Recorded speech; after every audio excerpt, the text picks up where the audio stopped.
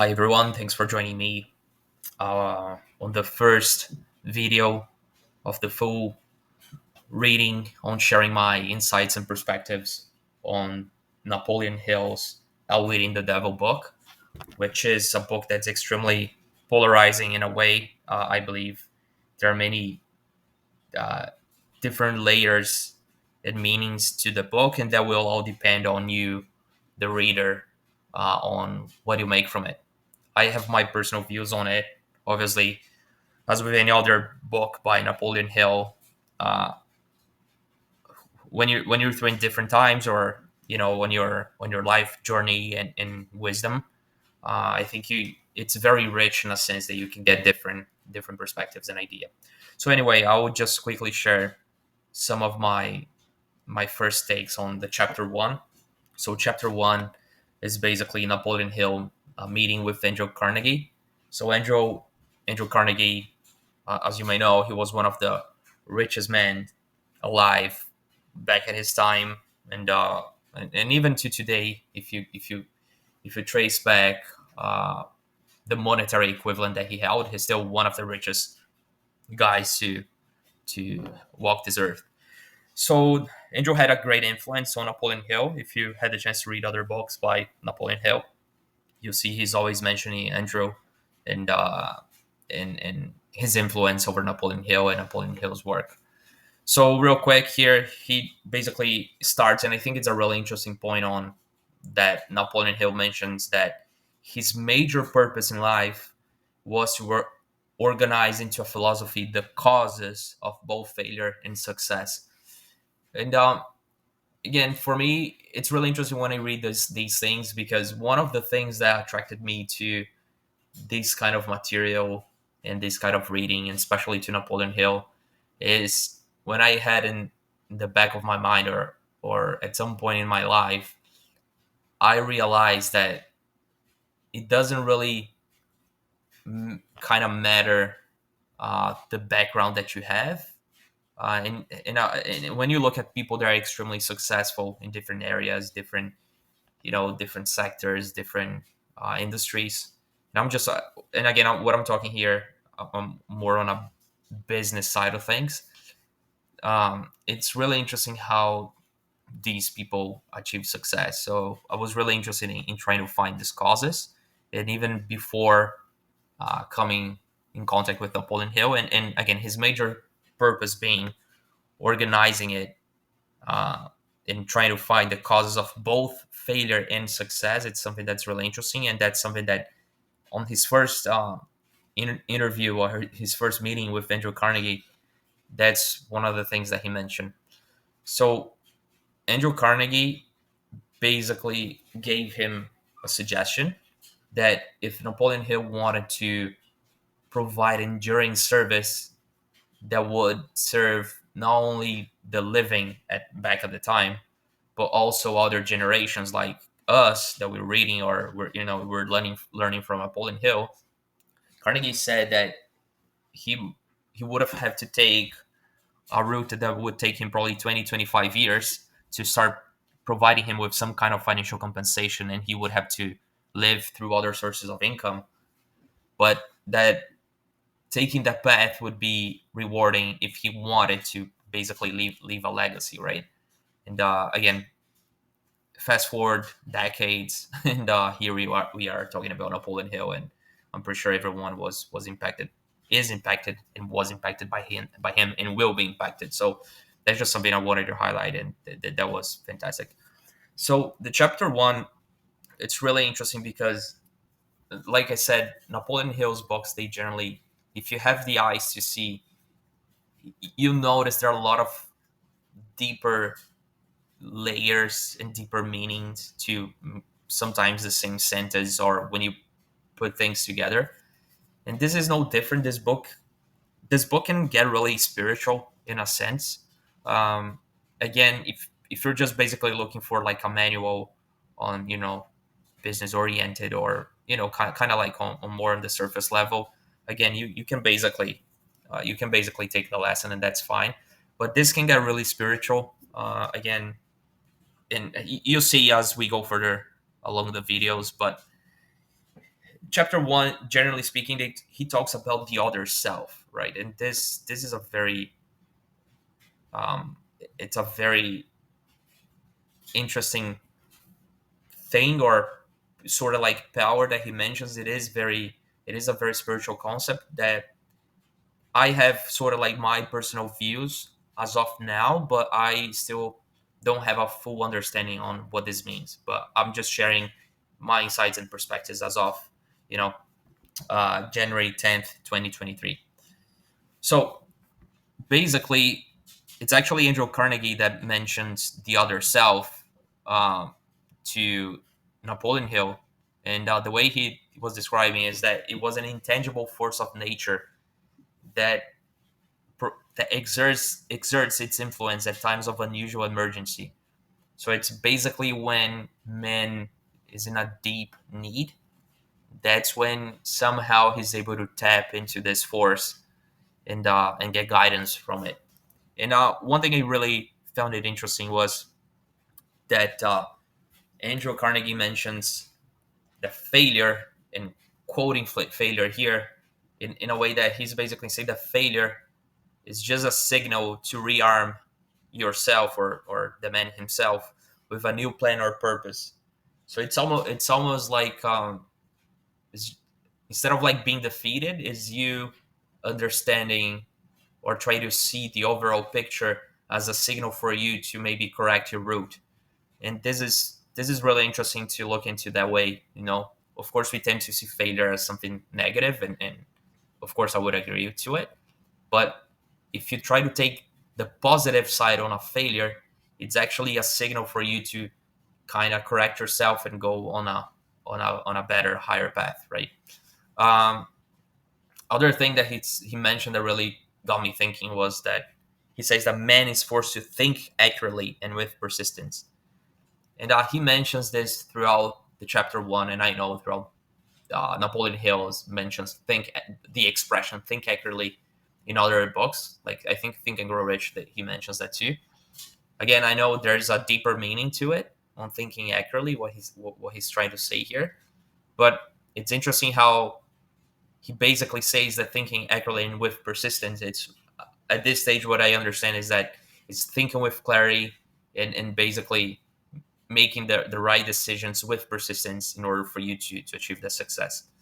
And again, at that time, Napoleon Hill, even though he understood what Andrew was trying to tell him, uh, he really hadn't had an encounter, let's call it, with his other self, right? And then Napoleon Hill, he goes through a time of difficulty, emergency, and he is forced to think accurately, which is interesting. So what he's basically saying is that, just to give you some background on this chapter, like Napoleon Hill went through a couple of endeavors where he was actually successful, but he never really felt happy about it. Um, and at one point, he came to a situation where he basically got some life threats, and that made him be overtaken by fear and indecision. And I want to highlight these two words, fear and indecision. It's definitely something that's paralyzing, right? And that's something that Napoleon Hill literally quoted as two things that paralyzed him. And when we look on our lives, when you think about fear and indecision, those are really two things that can paralyze your life, or your walk, or you moving towards your goal, let's call it, right? Fear is paralyzing, and indecision as well, because you're stuck. It's like quicksand. You don't really know how to move, right? And the interesting thing is, tracing back to think accurately, he says that by being overtaken by fear and indecision, his reasoning faculty was made dormant. And I'm just putting here an example on fanaticism.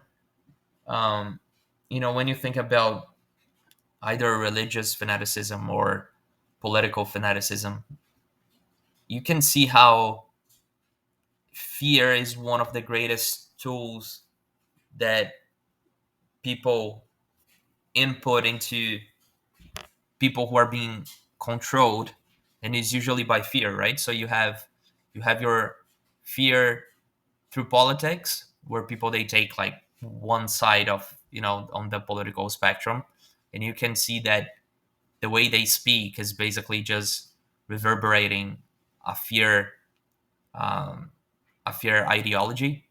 And that's, and again, and you can see clearly the reasoning faculty basically being dormant. Like you can throw correct arguments, logical arguments, about something that they're saying, and it doesn't matter the political spectrum. And you will notice that people they just can't reason, right? So these are people that were overtaken by fear, and the reasoning faculty is basically dormant. And of course you have on the fanaticism side on religion too, right? You have different religions, of course. It's it's even broader for me to talk about it, but you can. I'm pretty sure you guys will think about fanaticism, either if you're religious or not. If you follow a specific religion, you will notice fanatics, like religious fanatics, they will be driven by fear. And again, even if you have the proper scripture on a certain religious philosophy, uh, the way they would be interpreting it could be completely incorrect, right? So it's not just on, let's say, on trying to live, uh, just by reason, but also within the religion itself, they might contradict whatever the scriptures could be telling them, just because the reasoning faculty is basically dormant and was overtaken by fear specifically. So that was an insight that I had there that I wanted to share. Um, and so how did Napoleon Hill break that, right? And I thought this was really interesting. um, so Napoleon Hill actually quoted this, like the dominance of fear, or a literal like spell, he called it. So it was broken when Hill made a firm decision and kept on repeating that he was going to get out of the situation. Then an idea flashed into his mind. So let's just trace back a little bit here. So this is something, if you had the chance to read Think and Grow Rich, this is something that Napoleon Hill talks about. It's about making a decision. So he uses the decision, and the decision it's almost like you clinging or locking into um, a desired goal that you may have. And when you keep on repeating, he's basically telling his subconscious, right? Because his subconscious was is the one kind of controlling everything. So he kept on repeating to his subconscious that he was going to get out of the situation, and then an idea flashed into his mind. So there's so many layers to this small uh, this small paragraph here. So basically, he's again Napoleon Hill talks a lot about using the subconscious and repetitions and affirmations to reprogram your subconscious mind, and that ideas would come to you based on the repetitions that you're using. And again, some philosophers, and I believe like Plato and some others, especially the Greek philosophers, they talk about the world of ideas, right? Where like thoughts or ideas, they're basically things. They're almost like living entities, right? It's like I said, this can get very spiritual, but it's basically an idea encounter Napoleon Hill, right? But again, just tracing back on a more practical way, he made a decision that he wanted to get out of that the prison that he was living in. He was repeating onto himself, affirming, and that's why affirmations are important, that he was going to get out of the situation. Then an idea flashed into his mind, and then he says that it changed the chemistry or mental state, and it enhanced his reasoning faculty. So basically, the idea that he received changed his being completely, the mental state of fear that he was in, and then he had back his reasoning faculty again. So it's interesting to see how a thought or an idea that came out of nowhere, and basically Napoleon Hill says that, like, he knew that the idea that came didn't wasn't his mind that sort of created it. It was almost like something that he attracted that idea, and the idea changed the vibration that he was in. So he came from a lower vibration, a vibration of fear, and he basically rose to a vibration of, let's say, like a more favorable idea that he had, and he was able to move forward. And again, it gets really spiritual. Again, he basically talks about two beings. He literally uses the word entity. So he says that there are two entities living in your body, one motivated by fear and the other motivated by faith, and they respond to the impulse of thought. And neither dies; they only get dethroned. So they can only gain control through your thoughts. It would guide you through impulses of thought, which it will place in your mind. So basically, he's saying that you have either an entity that would guide you or would imprison you through fear, the vibration of fear, and would respond through that impulse of thought, right? Or not the other entity, let's call it, that would be motivated by faith. They can only gain control through your thoughts, and that's why being conscious of your thoughts and controlling your thoughts, or the kind of thoughts that you keep in your mind, it's super important. So keeping a positive mindset, or trying to uh, have good thoughts and thoughts of success and so on, that's how, let's say, you would maybe start to have ideas, or even the vibration that you're in and the changes that you want to see outside, as within so without. That's that's how you like to see that. So of course he put on a very spiritual way, I would call it. But again, I believe this is up to the reader to, you know to make up their minds on how they want to approach this, and of course you have absolutely freedom how you want to interpret that. But in any case, I think it makes absolute sense from a spiritual, mental, physical, or just from a motivational level, uh, when you're walking by faith and you're walking towards your goal with a positive mental attitude. Anyway, I would love to hear your comments. I'm learning on this journey as well. You're more than welcome to like, subscribe, and share. But I would really be interested on hearing your thoughts. I would definitely read all of the comments, and I'll personally respond to you guys. Thank you so much.